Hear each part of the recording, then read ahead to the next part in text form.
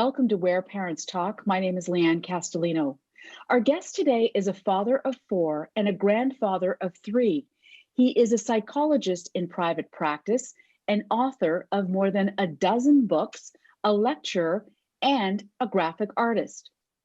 Carl Pickhardt has written books spanning conflict and communication, discipline and divorce, and the adolescent years, among other topics. He joins us today from Austin, Texas. Thank you so much for being here, Carl. Yeah, I'm glad to be here. Thank you for giving me a call.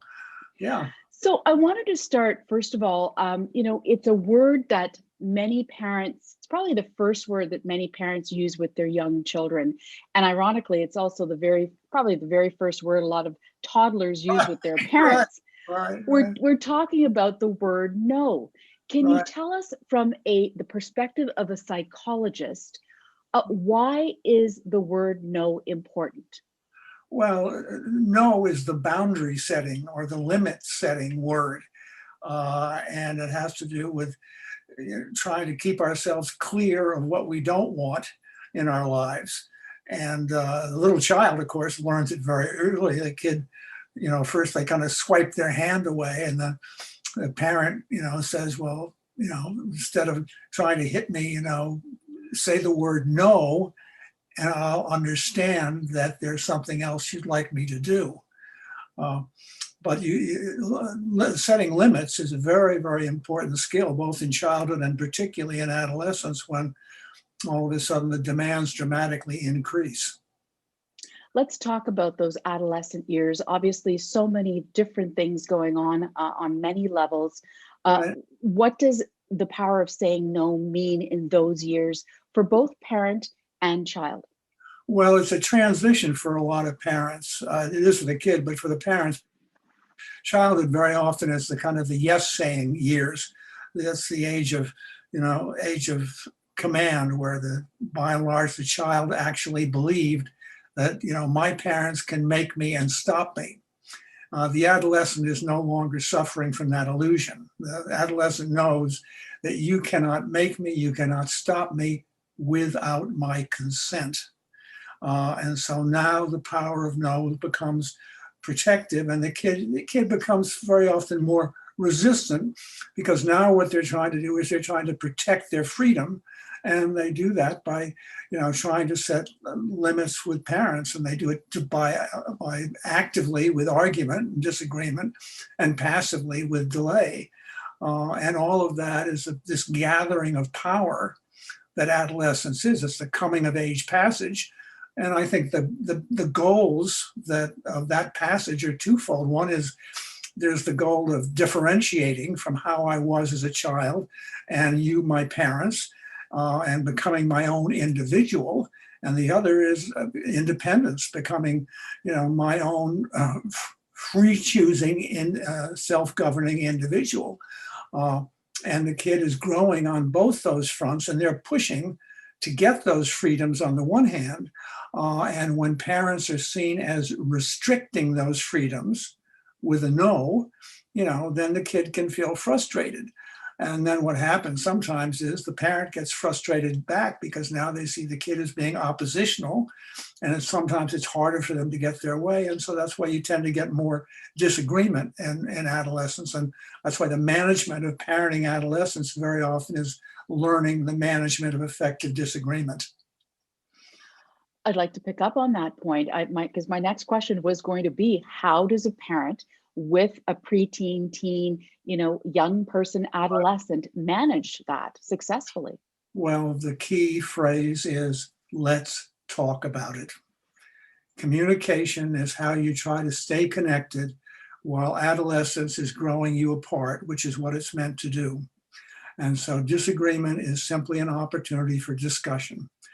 How that discussion is conducted, the choice of language, that also may need to be discussed. I don't yell at you, and I don't want you to yell at me. I don't do hurtful words with you. I don't want you to do hurtful words with me. But I will, I can promise you this, I will be firm where I have to. I will be flexible where I can. I will listen to whatever you have to say. And and I will, discuss with you whatever we need to discuss. And that's sometimes parents, they get weary, they get offended by the opposition, and then they get weary of the resistance. But I guess one thing to remember is that the question I sometimes ask beleaguered parents is, which would you rather have? Would you rather graduate from your care a shutting up child who doesn't know how to say no and doesn't feel comfortable doing so? Or would you like to graduate from your care a speaking up child who knows how to be able to set limits in relationships for themselves?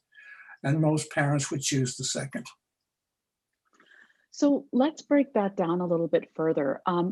First of all, what would you say to parents who, let's say, haven't had the most communicative relationship with their child Right. up to that adolescent period? And, there's the natural withdrawing that adolescents will go through, Right. and so there's a lot going on there. What would you say to them in terms of opening up the lines of communication as you described?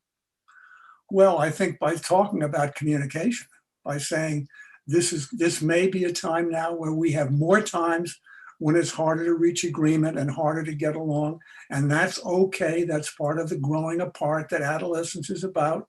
And I want to respect that, and I want you to respect that, and I want us to do that by being able to talk out any difference or any disagreement that comes between us.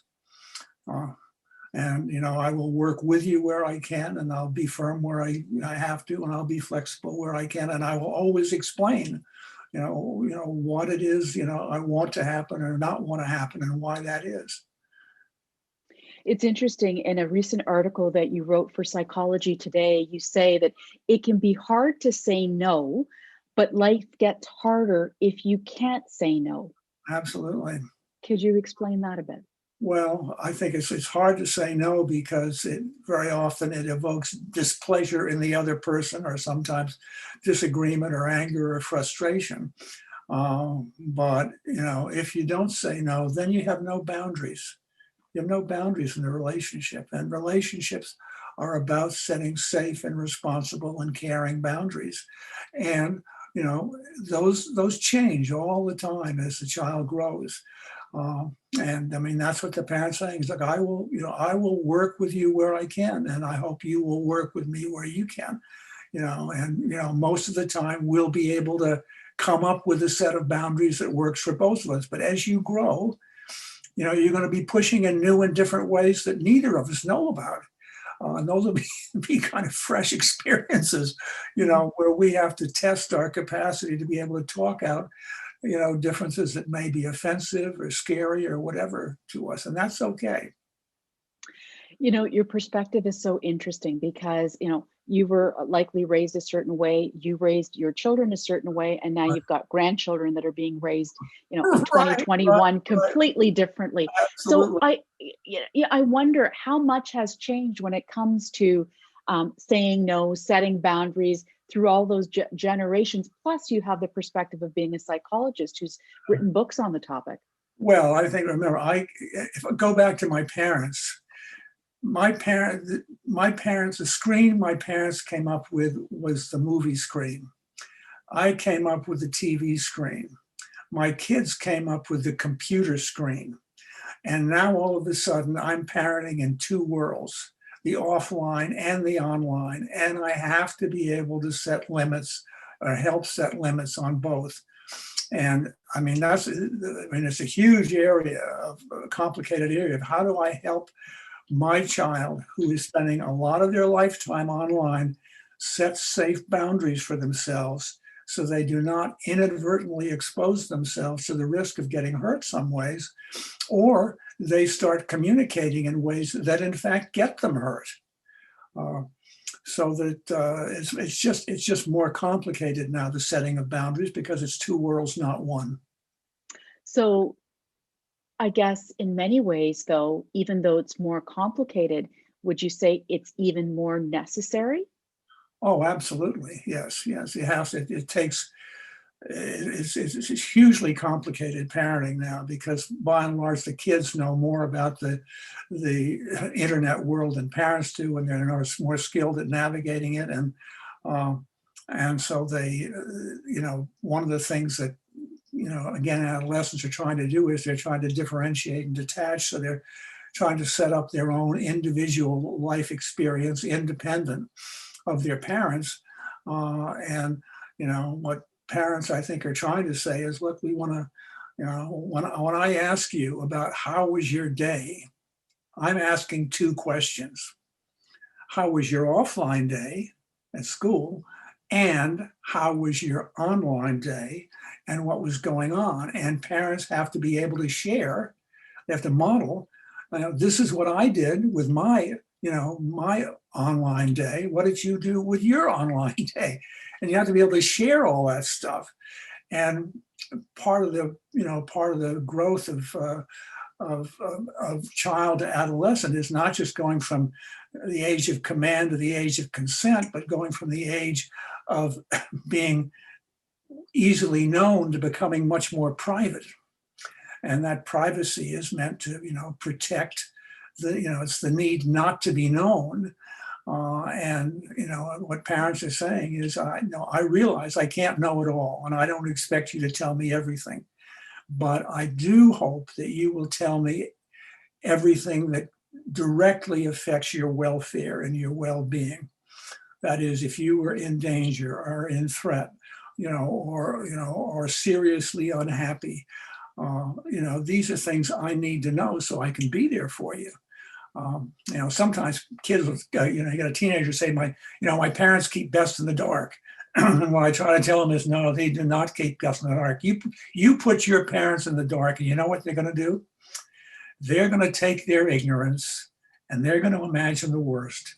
And based upon that very often false information, they're going to come down and be more restrictive and more negative than they would otherwise be if, in fact, they actually knew some of what was going on. You are better off having informed parents than ignorant parents. Yeah. So it's interesting, because here we are, everything that you're talking about in 2021, with the societal discourse going on around speaking up, right, sharing, whether it's mental health issues or other issues. There's right, a big a focus and emphasis on people to speak up. You've got a pandemic that has forced people in front of screens and maybe thrown some of the limits and barriers that parents would like to have in place right out the window. So you've got a confluence of factors really affecting the ability to do a lot of what you're saying. So what would you say to parents currently finding it hard to find that balance as they try to raise their adolescent children? Yeah, but that's what you just said is a beautiful statement. I mean, that's the statement to make. I am having, as your parent, I am having a hard time trying to balance out, how much information to exchange, how much I need to know, how much you need to tell me. And it's all been complicated for this, this crazy pandemic world that is, all of a sudden created in some ways more intimacy than we would normally have as a family, because we're the only company we have. And so, I mean, really, it sounds so simple and it's so complicated, but parents and kids need to be able to talk about whatever's going on. Can we talk about it? I know you're unhappy, or you're angry, or you're disappointed, or you're frustrated. Can you give me some words to describe what's going on, so to help me better understand, so I can better work with you in a way that works for both of us? And you just got to keep coming out to talk. If you don't have the talking out, and then what happens is you start getting more acting out. And that doesn't serve well at all. Sometimes I think what happens is I think parents of adolescents tend to be more anxious than parents of children. And I think that's honorably come by. After all, the kid is moving out into the larger world under more influence of peers, and all of a sudden they're interested in experimenting with more, and parents are feeling more and more out of control as I think of it as the public parent. The public parent takes over in adolescence. The public parent is advertising, media, all of a sudden the internet, all of a sudden childhood seems so sheltered and so simple and so secure. And now it's been blasted. And all of a sudden you have this overwhelming influence coming in, particularly in the online world. And for some reason, I don't know, I think it's changing. I think the "how was your day" question, which referred to the offline world, the online, applying that to online experience, I think is getting more common, but it's still harder to do. It feels like people treat online as private or as something we don't talk about, and yet it's so massively influential. That's why I think parents need to talk about their online life with their kids so that they can legitimize that. I mean, what we give our kids is who and how we are. That's primarily what we give, and that's the model, that's the example. And if we routinely talk about, the complexity, particularly the online complexity of our lives, the kid can talk about the online complexity of their lives.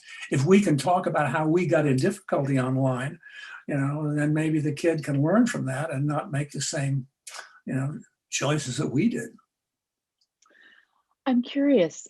There are going to be parents who listen and watch this who maybe have been just generally lax in setting limits and barriers over time. Right. It hasn't been a priority. Maybe they're not the disciplinarian in the family. Maybe they rely on the school, the babysitter, whomever else to do it. Right. Yeah, and then there's an element of guilt involved when you have to maybe look at putting your foot down and saying no. Right. What would you say to those parents about how they can now go about establishing those barriers that maybe they hadn't laid the foundation for before?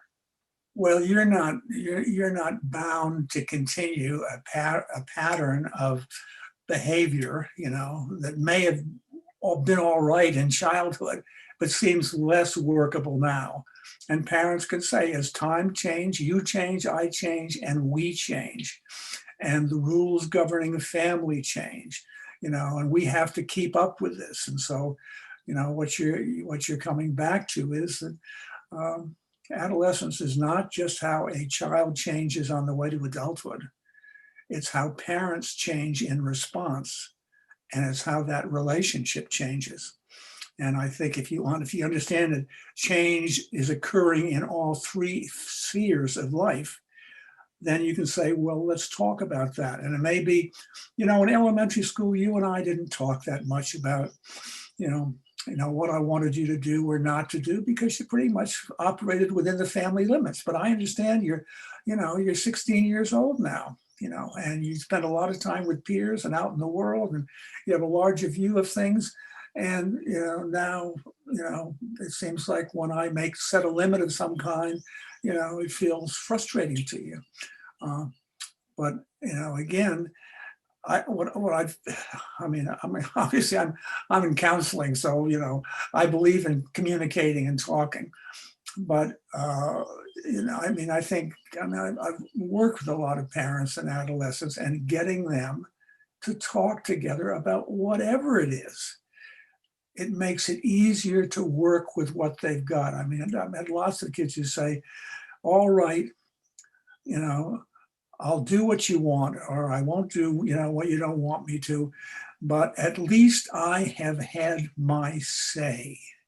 That's huge. The kid wants their say. Parents have to be willing to hear that say. By the same token, the kid is not lying. I am not 8 years old anymore. You've got to loosen some of these limits that you have on me, and I know that may be hard for you, but you're going to have to risk giving me more freedom than you have before. And the parent says, well, then I want a contract. If I give you more freedom, what are you going to give me? What capability, what responsibility, what evidence are you going to give me that you are ready to manage that in a way that won't hurt you? And that's a dialogue that you can have. And so you get some horse trading going on, which is fine. Anything else that you'd like to add in terms of tips and strategies for parents of adolescents navigating this, again, very tumultuous, busy, rewarding? I mean, there's all kinds of adjectives you can throw in there, but this key developmental phase of their lives. Well, I think, yes, I think lastly, I would say that remember that as a parent, your relationship with your adolescent has formative value. So that, how the adolescent is with you is going to, in a lot of ways, contribute to how they're going to be in their adult relationships. If you are the kind of parent who said, I will not stand taking no for an answer, so the kid doesn't say no to you, you put that kid at risk of getting used to relationships where they can't say no. And now all of a sudden in their adult relationships, lo and behold, they get in a relationship with somebody who dominates them to their cost. And that is not a good deal. That's what I meant earlier. I think you really want to graduate from your care a young person who is comfortable speaking up, setting limits, saying no, and not being afraid that if I say no, I will displease and I will jeopardize the relationship. No, I mean, that's why you try to, again, in counseling, I guess, but, I don't see disagreement as a bad thing. I see disagreement as a way of taking a look at issues around independence and individuality and working these things out. And you do that by talking these things out. And that's what you're trying to give. You're trying to give your kid, talking skills. Every opportunity that when you say a no, that's an opportunity about talking about something that's important, particularly if the kid finds that no difficult.